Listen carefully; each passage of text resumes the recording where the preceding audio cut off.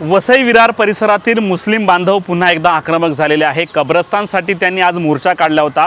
वसई विरार शहर महानगरपालिकेवर दुपारी 3च्या सुमारास हा मोर्चा काढला होता आणि यामध्ये मोठ्या प्रमाणावर नालासोपारा परिसरातील मुस्लिम बांधव होते। मागील 15 वर्षांपासून आम्हाला जे आहे महापालिकेने कब्रस्तान दिलं नाही, ही मागणी जोर धरत त्याने जे आहे की हा मोर्चा काढला होता आणि आज दुपारी नमाज अदा केल्यानंतर हे मुस्लिम बांधव जमा झाले आणि लवकरात लवकर आम्हाला जे आहे की कब्रस्तान मिळावं ही त्यांची मागणी आहे। आम्ही घरपट्टी भरतो, आम्ही टॅक्स भरतो, मग आमच्या टॅक्स आम्ही भरत असताना देखील आम्हाला हक्काचं कब्रस्तान का मिळत नाही असा सवाल मुस्लिम बांधवांनी केलेला आहे। जवळपास 1 ते 1.5 तास जे आहे की महापालिकेचं परिसर मुख्यालय त्यांनी दणाणून टाकलं होतं।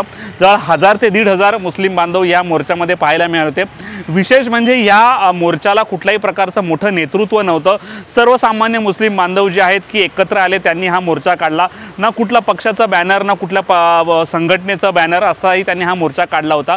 तर दुसरीकडे अशा प्रकारचा मोर्चा निघाल्यामुळे राजकीय वर्तुळात देखील मोठ्या प्रमाणावर चर्चांना उधाण आलेलं आहे। कारण मागील नुकताच पार पडलेल्या लोकसभा निवडणुकीमध्ये मुस्लिम मतं ही निर्णायक ठरली होती।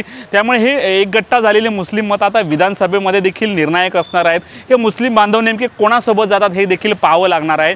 कारण या निवडणुकीमध्ये मुस्लिम बांधवांनी मोठ्या प्रमाणावर उद्धव ठाकरे यांना पाठिंबा दिला होता। त्यामुळे येणाऱ्या निवडणुकीत हे मुस्लिम बांधव कोणाच्या पारड्यात मतं टाकणार, त्यामुळे राजकीय वर्तुळामध्ये देखील मोठ्या प्रमाणावर चर्चा सुरू झालेली आहे। ह्या मोर्चावर नंतर आता प्रशासन असेल किंवा राजकीय पक्ष असेल काय हालचाली घेतात हे पाहावं लागणार आहे। या संपूर्ण मोर्चामध्ये मुस्लिम बांधवांचं नेमकं म्हणणं काय आपण ऐकूयात।